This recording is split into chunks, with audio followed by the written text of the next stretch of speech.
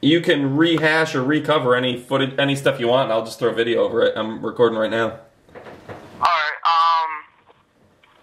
trying to think, like, there was a couple things, like, one of the things that I wanted to get into, there was a lot of stuff I wanted to talk about, like, with the James Boys and the Gangsters thing, and, I actually watched what you had, and one of the things that I was going to put out there was that during the feud, the Best of 7 series actually was not about the Believe Kids. They didn't even come in at that point. It was more about, we felt like it was booking like conflictions, which was a lot of people felt that it was overdone. It was getting stale to a lot of people, and at the same time, we never officially gave them the go ahead to do a best of 7. They kind of just winged it, and I don't remember if I think it was the Gangsters actually. I think it was actually Jay Brock who put it out there, on the microphone, and challenged them to it. And it, like, we used to have this a lot, and like there's a couple things, about the inconsistencies of Eclipse, and like a lot of stuff's been blamed on the booking, but there was a lot of people who went into business for themselves, and then there's a lot of things like that, that I feel could have been more controlled. But the earlier days of Eclipse, myself and Lewis both, we were trying to be everybody's friend and everybody's, buddy, and where I got so much heat from, I feel personally, was because I started to get kind of frustrated with certain situations and people, complaining and doing this, this mom and pop type thing where they go to me and I'd say no, they go to Lewis and cry about it, or vice versa. And it just got really ridiculous and I got fed up. And, I hit a brick wall in my life personally at the time. So when I came back, I was quite frustrated with, a lot of things.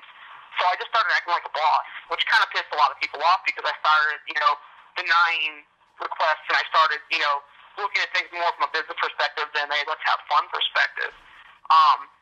And like that was one of the things, and then there was another thing that I didn't get to cover, which was, I don't know if you're going to cover this, but you're talking about like the Eclipse Originals thing. I saw that, and one of the things I noticed no one mentioned, and it really kind of annoyed me, was Dirk Manning is and by far the heart of the wrestling Eclipse, and a lot of people don't understand. If you were to compare him, to like Erling Paris belt to ECW, Dirk Manning was our Tommy Dreamer, and like the guy did everything. We're talking hours and hours on end of helping me promote, walking the streets, handing out flyers, doing like web blasts, and just putting stuff out there by word of mouth, going to schools. Me and him, we probably hit every campus in the Tampa Bay area flyering, and he put hours and hours into helping me get things set up, all the entranceways and stuff. Derek helped me build. He put a lot of love and time into the company, and also he never complained a single bit about anything that was ever asked of him. I mean, he was definitely a company guy, and Dirk, I think does not get nearly enough credit for his part in Pro Wrestling Eclipse. I mean, whenever we did the angle with the International Assassins with Joey Machete coming in as Sheik and Christopher Gray, he was the first guy to stand up and say, I'll totally let those guys, come in on me and mess my segment up. I don't care. I'd love to work with them.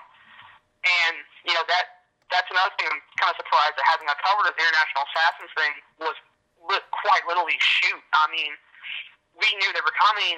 We didn't really have much plan for what they were going to do, and I talked to them backstage, and they were quite unruly, and they just went out there and they wreaked havoc, and they tore stuff up, and we dealt with quite a lot of drama from that, in backstage, because they just did what they wanted to do. They ran out there, we kind of tried to plan a segment for them, and they just kind of took it into their own hands, and they just really went overboard. I think you were there that night, but it was something.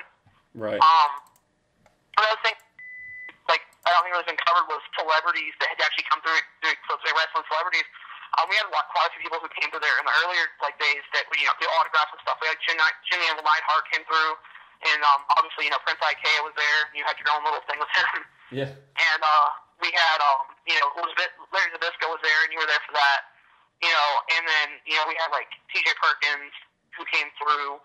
And another thing I'd like to put in there was in all the controversy of Pro Wrestling Eclipse, everyone for the most part was quite joined at the hip when it came to some kind of common family thinking. And one of the things that I've never spoke on publicly because it was always kind of a hush-hush thing, but I've gotten quite annoyed with it and I don't really care anymore, is the animosity we receive from other promotions in the area, namely ACW.